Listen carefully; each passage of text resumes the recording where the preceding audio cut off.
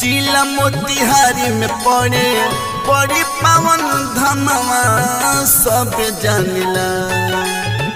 जिला मोतिहारी में पड़े बड़ी पावन धमवा सब जानिला। हो मसान माई के नामवा सब जानिला।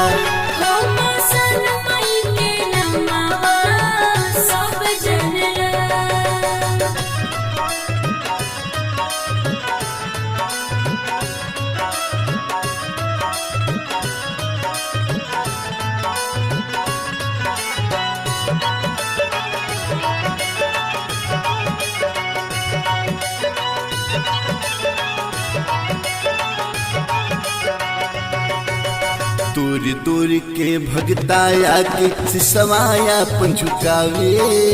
अखिया दोनों तरिए जाला माई के दर्शन पावे। अखिया दोनों तरिए जाला माई के दर्शन पावे। दूर दूर के भगताया के सिसवाया पंचुकावे। अखिया दोनों तरिए जाला माई के दर्शन पावे। ज्योति जरेला वही जा सुबी और समावा सब जानिला। आरती जरेला वही जा सुबी और समावा सब जानिला। जलप भवानी माई के नामवा सब जानिला। जलप भवानी माई के नामवा सब जानिला।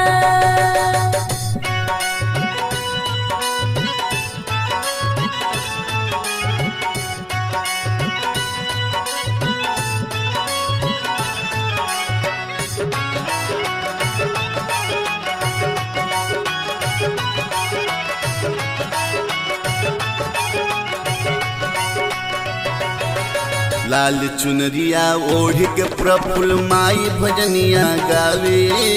गीत लिखे में आदित्य राज जी अक्षर अक्षर सजावे। गीत लिखे में आदित्य राज जी अक्षर अक्षर सजावे। लाल चुनरिया ओढ़ के प्रफुल्ल माई भजनिया गावे। गीत लिखे में आदित्य उत्तम अक्षर अक्षर सजावे। भक्ति में शक्ति होला लागे नहीं दमवा सब जानिला। भक्ति में शक्ति होला लागे नहीं दमवा सब जानिला। घोड़हन माई राउर नामवा सब जानिला।